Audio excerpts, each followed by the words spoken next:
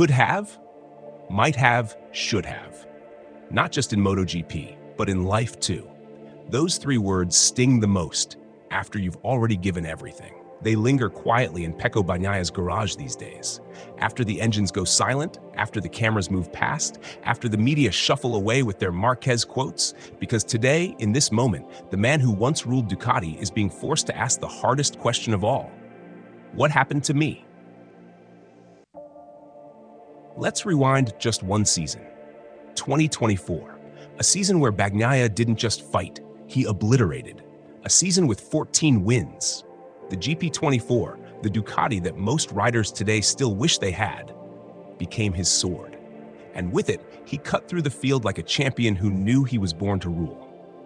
Yes, the early races were shaky. The shattering issue made Pecco doubt himself through Jerez and Le Mans. But post-France, that wasn't Pecco the rider. That was Pecco the monster. From Mugello onwards, it felt inevitable.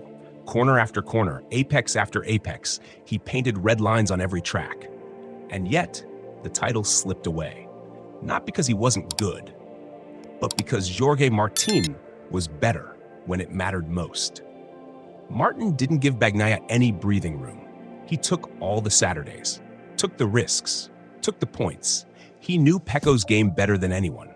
They were playing the same cards, but Martin had the aces in sprints, and that mattered.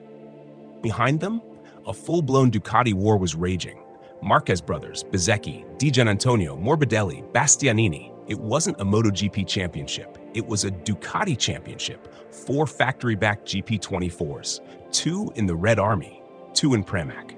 And despite all that, Marc Marquez, the man on a year-old GP23, was the only one who crashed the party with 3 race wins, putting that outdated machine ahead of Bagnaia and Martin on several Sundays. Fast forward, 2025, and here we are, in a completely rewritten script. Marc Marquez, factory Ducati, GP25. The hunter just got the sharpest weapon on the grid. Let that sink in. This man jumped straight from a GP23 to a GP25, skipping the GP24 entirely, and he's immediately the favorite in every race. That's not just skill, that's alien-level adaptability. He didn't ride a tuned version. He didn't get months of prep. He didn't even complain. Marc just rode and risked and made every millimeter of that machine his own. And now, he leads the championship, 51 points ahead of the very man Ducati used to build around, Francesco Bagnaia. Let's talk Pecco, because it's easy to forget champions when they're down, and it's fashionable to point fingers when a former king starts falling behind. But let's be clear, Pecco isn't just struggling, he's drowning. The same Bagnaia who made GP24 dance is now being tossed around by the GP25 like a rookie. The front end refuses to listen. The trust is gone. The flow, it's vanished. He crashed in Le Mans Sprint, got wiped out by Bastianini in the GP. 0-0. Confidence shattered. Momentum lost. And yet, he's still here. Still fighting. That's the part Ducati needs to understand. Marc Marquez will always survive. With or without Ducati, with or without the GP25, Marc will find a way, because that's who he is. But Pecco Bagnaia, he's the guy who needs support, right? Not skepticism. He gave Ducati everything. And now that he's asking the machine to give him something back, Ducati must show up. Instead, Tardozzi's interviews have started to sound dismissive. Gigi Dall'Igna is silent, and Pecco's body language tells a story even sadder than the standings. A rider slowly losing belief in the bike that made him great. Let's talk about the machine now, the GP25. Theoretically, it's the fastest Ducati yet. More power, more front-end sensitivity, more potential. But here's the truth. Nobody from GP24 is truly thriving on the GP25.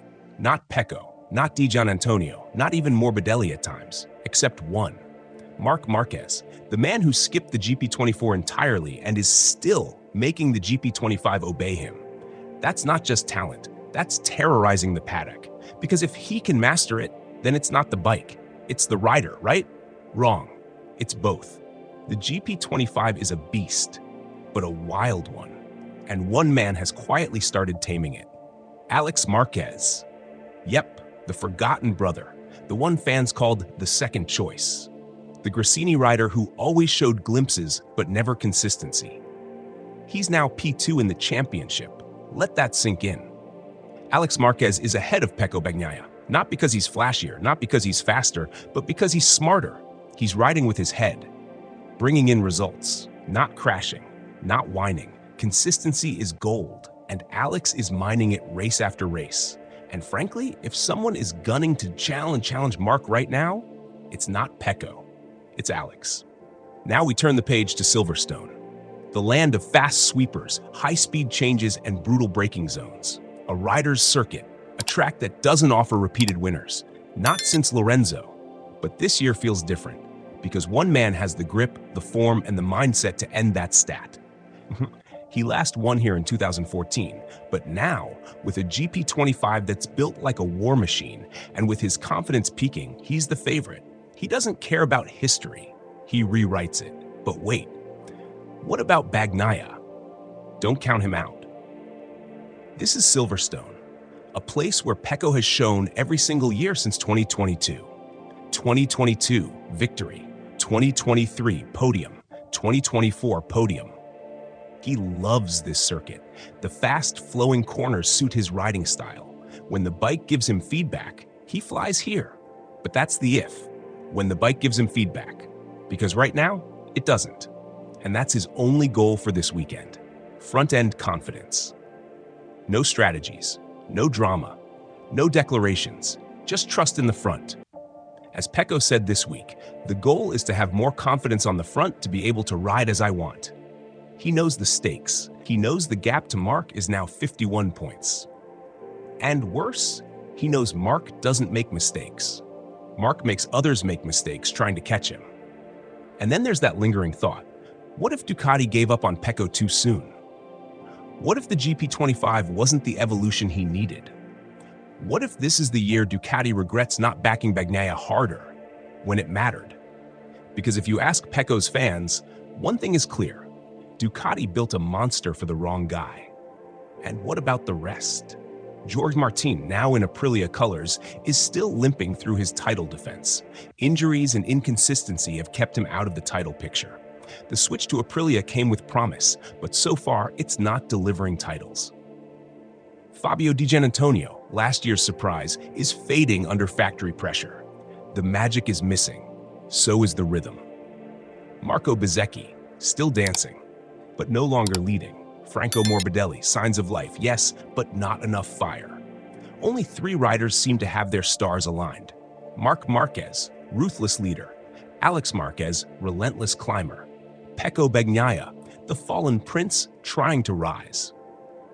So what happens this weekend? One of 3 things. 1, Marc wins again, and the title race gets darker for everyone. 2, Alex upsets the grid, and we get the brother war we never asked for. 3, Pecco finds the front-end confidence, and Ducati breathes life back into the man they crowned twice. Silverstone will reveal who's cracked and who's composed. Because in MotoGP, it's not just about speed. It's about belief.